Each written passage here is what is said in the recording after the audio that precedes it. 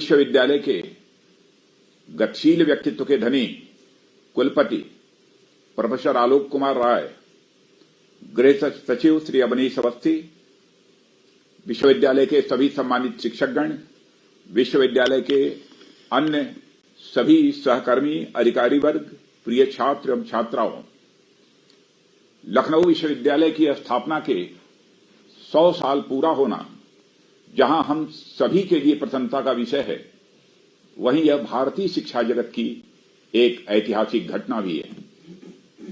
मैं इसे ऐतिहासिक घटना इसलिए मानता हूं क्योंकि भारत के कुछ ही विश्वविद्यालय ऐसे हैं जिन्होंने अब तक अपना शताब्दी वर्ष मनाया है। यह लखनऊ विश्वविद्यालय भारत के सर्वाधिक पुराने शिक्षण संस्थाओं में से एक है और यह संस्था 1862-63 के आसपास कैनिंग कॉलेज के रूप में प्रारंभ हुई और 1920 में विश्वविद्यालय के रूप में यह परिवर्तित हुई। साथियों, यह संयोग ही है कि भारत के प्रथम स्वतंत्रता संग्राम के बाद यह कॉलेज के रूप में स्थापित हुआ। उसके बाद जब भारत के राजनीतिक स्वतंत्रता आंदोलन की शुरुआत हुई, जो कि 1920 के असहयोग आंदोलन से जोड़कर देखी जाती है, उस समय में इसे विश्वविद्यालय का स्वरूप मिला था। यानी भारतीय राष्ट्र की चेतना के विकास क्रम के साथ विश्वविद्यालय के विकास क्रम का यह अद्भुत संयोग दिख रहा है। जब कोई संस्था 100 साल पूरे करती है तो यह उस संस्थान की मजबूती और प्रतिष्ठा से तो जुड़ती ही है, साथ ही यह घटना उस संस्थान की गौरवशाली परंपरा को भी एक नया स्वरूप प्रदान करती है।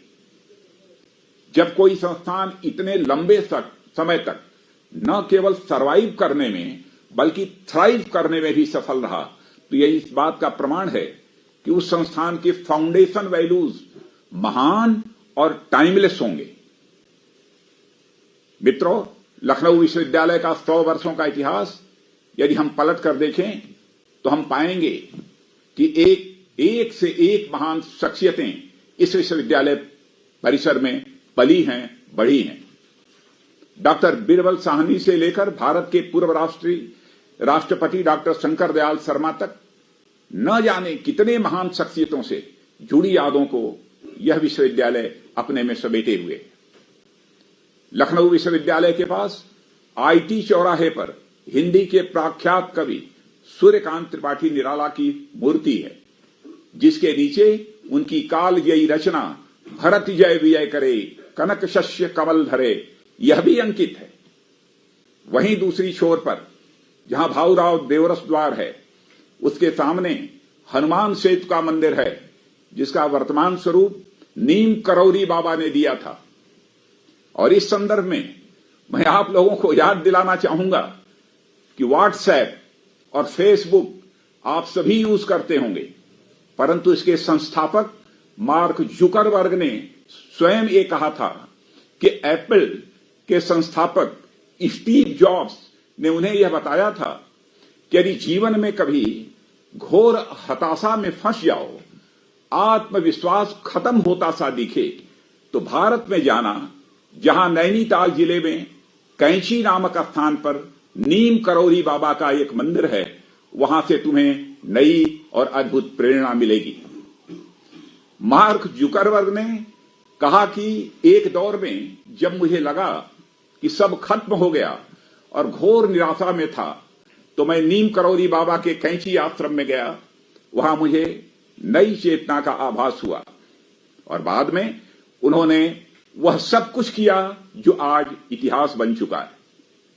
साथियों, मैंने आप लोगों को यह उदाहरण इसलिए दिया ताकि आप समझ सकें, आपके विश्वविद्यालय के मुख्य प्रवेश द्वार पर ही प्रेरणा का वह मंदिर है जिसने आधुनिक विश्व में इतना बड़ा परिवर्तन किया, तो नई पीढ़ी यहां से प्रेरणा लेकर क्या क्या नहीं कर सकती।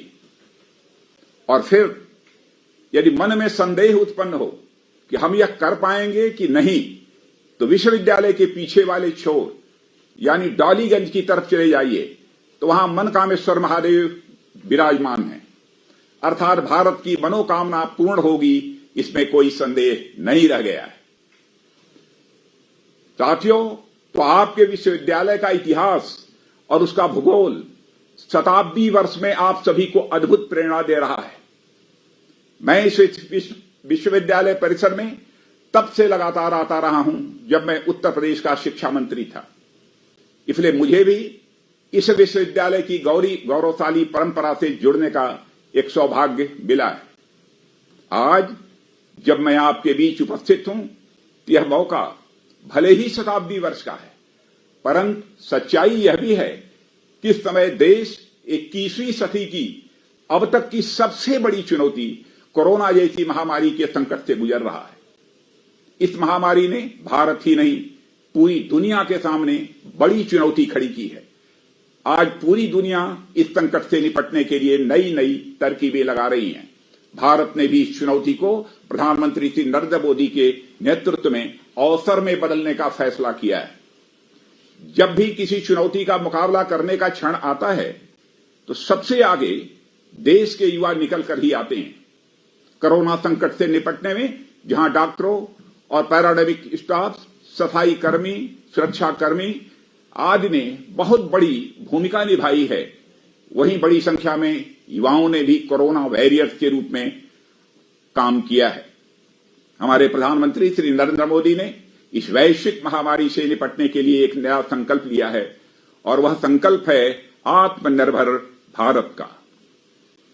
यह आत्मनिर्भर भारत कैसा होगा, इसका स्वरूप क्या होगा, इस पर देश भर में चर्चा चल रही है। मगर एक बात तय है कि आत्मनिर्भर भारत का संकल्प इस देश के छात्रों और युवाओं के सहयोग के बिना किसी भी सूरत में पूरा नहीं हो सकता। यह आत्मनिर्भर भारत का संकल्प इस देश के 130 करोड़ नागरिकों की सामूहिक संकल्प शक्ति का भी यह प्रतीक है। यह आत्मनिर्भर भारत केवल जीडीपी के आंकड़ों और भौतिक समृद्धि के आधार पर नहीं बनेगा, बल्कि इसकी जमीन हमारी समृद्ध सांस्कृतिक विरासत और गौरवशाली अतीत से जुड़कर तैयार होगी। और यह आत्मनिर्भर भारत धनवान भी होगा, ज्ञानवान भी होगा, साथ ही चरित्रवान भी होगा। मैं युवाओं के बीच स्वामी विवेकानंद की लोकप्रियता से अच्छी तरह परिचित हूं। साथियों, मैं मानता हूं कि भारत की धरती पर सबसे पहला कोई ग्लोबल यूथ पैदा हुआ तो ये स्वामी विवेकानंद ही थे।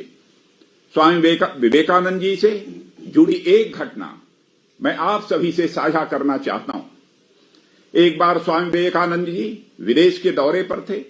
वहां पर स्वामी जी की वेशभूषा देखकर एक व्यक्ति ने उनसे पूछा, स्वामी जी आप अपने कपड़ों को बदल क्यों नहीं देते हैं ताकि आप भी एक जेंटलमैन की तरह दिखाई दें। जानते हैं उस समय जो स्वामी विवेकानंद जी का जवाब था वह आत्मनिर्भर भारत की एक झलक देता है। उन्होंने कहा कि महोदय, in your country tailor makes the man, but in our country character makes the man. यह स्वामी विवेकानंद ने कहा था। मेरे युवा साथियों, स्वामी विवेकानंद जी की यही बात आपको अपने जीवन में उतारनी है। आपको ज्ञान, धन और संपदा के साथ साथ अपनी कैरेक्टर बिल्डिंग पर भी उतना ही ध्यान देना है। जैसा कि मैं हमेशा कहता हूं, जहां आपका चरित्र और आपके संस्कार आपको ऊंचाई देते हैं, वहीं आपकी संस्कृति है जो आपको गहराई भी देती है। मैं देश की युवा शक्ति पर उम्मीद इसलिए रखता हूं क्योंकि जैसे 19वीं शताब्दी में स्वामी विवेकानंद ने पूरी दुनिया में भारत की एक पहचान बनाई थी, वैसे ही 21वीं सदी में भारत को नई पहचान देने की क्षमता आप सभी में है। अब जिम्मेदारी आपके कंधों पर है। जब आप आगे बढ़ेंगे तो भारत का भविष्य आगे बढ़ेगा। आप सौभाग्यशाली हैं कि अपनी इस यात्रा में आप अकेले नहीं हैं, क्योंकि आपके साथ साथ भारत की हजारों साल पुरानी संस्कृति की एक बहुत बड़ी ताकत आपके साथ खड़ी है। इससे आपका आत्मविश्वास जगेगा और इसी आत्मविश्वास के बल पर एक नए भारत जो आत्मनिर्भर भारत भी होगा, उसका हम सब मिलकर निर्माण करेंगे। इस काम में हमारे प्रधानमंत्री जी के नेतृत्व वाली सरकार पूरी तरह आपके साथ खड़ी है। हमारा भारत भविष्य की चुनौतियों का नए आत्मविश्वास के साथ सामना कर सके, इसके लिए हम जीवन के हर क्षेत्र में बड़े पैमाने पर रिफॉर्म्स कर रहे हैं। मैं युवाओं से कहूंगा कि आप सभी एक बड़े बदलाव के कगार पर हैं। भारत बड़े स्तर पर बहुत सारे महत्वपूर्ण कदम उठा रहा है और अगले कुछ वर्षों में वैश्विक आर्थिक महाशक्ति और $5 ट्रिलियन की अर्थव्यवस्था बनने की राह पर बढ़ रहा है। और मैं विश्वास के साथ कह सकता हूं कि अगले 20 वर्षों में जब आप सभी किसी न किसी लीडरशिप रोल में होंगे, तब तक भारत $10 ट्रिलियन की अर्थव्यवस्था होगा। पिछले 6 साल में ऐसे कई बड़े सुधार किए गए हैं जिनकी बाट यह देश कई दशकों से जोह रहा था। चाहे उद्योग के क्षेत्र हों, बैंकिंग के क्षेत्र हों, व्यापार के क्षेत्र हों, कृषि के क्षेत्र हों, रक्षा और सुरक्षा के क्षेत्र हों या फिर श्रम सुधारों की हम बात करें, सभी जगह व्यापक सुधार किए गए हैं। मैं यहां सिर्फ शिक्षा के क्षेत्र में किए गए सुधारों की चर्चा करूंगा, क्योंकि विश्वविद्यालय कैंपस में सबसे अधिक महत्व है तो शिक्षा का है। और इस साल केंद्र सरकार ने हमारे बच्चों और युवाओं के होलिस्टिक डेवलपमेंट यानी बहुमुखी विकास को सुनिश्चित करने के लिए नई राष्ट्रीय शिक्षा नीति को मंजूरी दी है। करीब 34 साल के बाद देश में एक नई शिक्षा नीति आई है और नई शिक्षा नीति 21वीं शताब्दी के बदलते हुए भारत के साथ मेल खाती है, यह विश्वास के साथ कह सकता हूं। यह नूतन और पुरातन शिक्षा का समागम भी है और यह नए भारत की नए आकांक्षाओं और जरूरतों के हिसाब से तैयार की गई है।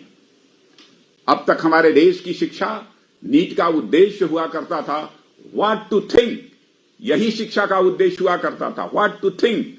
लेकिन नई शिक्षा नीति में हमने इसको थोड़ा बदलते हुए not only what to think but how to think पर फोकस किया है।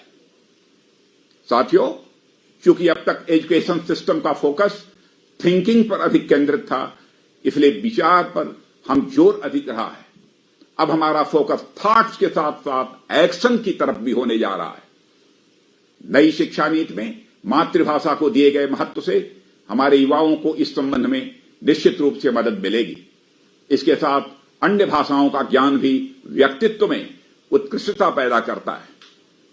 नई शिक्षा नीति में सिलेबस कम करते हुए बुनियादी ज्ञान और कौशल विकास पर भी अधिक जोर दिया गया है। एक सामान्य लेकिन गलत धारणा है कि वोकेशनल एजुकेशन यानी व्यावसायिक शिक्षा मुख्य धारा की शिक्षा यानी मेन स्ट्रीम एजुकेशन से यह कमतर होती है। नई शिक्षा नीति इस धारणा को बदलना चाहती है और इसके लिए क्लास 6 से ही वोकेशनल सब्जेक्ट्स को पढ़ाने की बात कही गई है। नई शिक्षा नीति भारतीय शिक्षा जगत में किया गया ऐसा सुधार है जिसके दूरगामी परिणाम इस देश पे होने वाले हैं। प्राथमिक विद्यालयों से लेकर विश्वविद्यालयों तक इस नई शिक्षा नीति के प्रभावों को आने वाले समय में महसूस किया जाएगा, यह बात मैं विश्वास के साथ कह सकता हूं। लखनऊ विश्वविद्यालय ने अनेक प्रतिभा संपन्न विभूतियां इस देश को दी हैं और मुझे यह लगता है कि अब विज्ञान की नई शाखाओं में भी यह अनुसंधान होना चाहिए। और मुझे जहां तक जानकारी है कि विज्ञान की नई शाखाओं से जुड़े हुए कुछ नए विभाग और कुछ नई प्रयोगशालाएं यह विश्वविद्यालय शुरू कर रहा है। इसके लिए मैं कुलपति श्री आलोक कुमार राय को बधाई देना चाहता हूं। लखनऊ विश्वविद्यालय का 100 वर्षों का इतिहास तो गौरवशाली रहा है, मगर भविष्य उससे भी अधिक गौरवशाली हो, इसके लिए इस विश्वविद्यालय को भविष्य के साथ अपने बदलाव की प्रक्रिया को भी जारी रखना चाहिए, यह मेरा सुझाव है। इन्हीं शब्दों के साथ लखनऊ विश्वविद्यालय के शताब्दी समारोह से जुड़ने के लिए मैं विश्वविद्यालय के कुलपति प्रोफेसर आलोक कुमार राय को पुनः धन्यवाद देता हूं। लखनऊ विश्वविद्यालय की सफलता केवल शताब्दी वर्ष को मनाने तक ही सीमित नहीं रहेगी, क्योंकि इसे अभी और ऊंचाइयों तक पहुंचना है। मेरी शुभकामनाएं आप सभी के साथ हैं। आप सभी को बहुत बहुत धन्यवाद, बहुत बहुत धन्यवाद। Thank you very much.